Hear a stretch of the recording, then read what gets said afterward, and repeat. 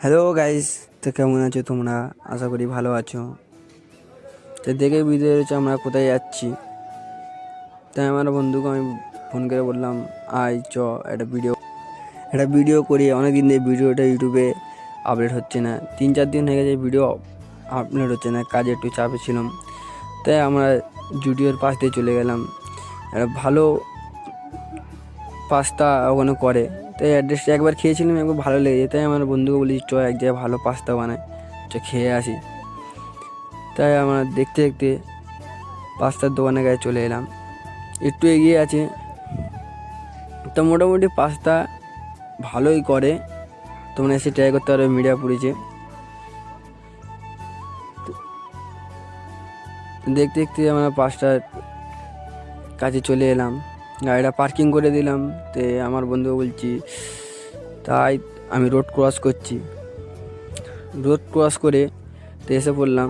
দাদাগুলোদের reaction দেখছো, যা হোক ওরা বুঝতে পেরেছে আমি ভিডিও করছি। তাই আমরা অর্ডার দিয়ে চুপচাপ আমার বন্ধুগুলো আমি বসে আছিলাম।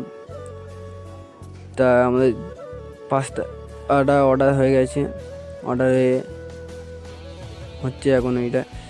তো ডবল চিকেন অর্ডার দিয়েছিলাম, তো যে চিকেন কাটছে কাকাটা।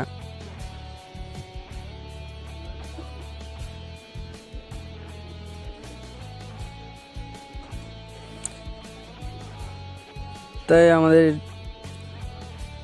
পাস্তাটা হয়ে যাইছে, দেখাই পাচ্ছ কেমন নাড়াচড়া করছে। কাকাটা সস মস দিয়ে ভালো করেই মোটামুটি চামচ দিয়ে আমাদেরকে দিয়ে দিল।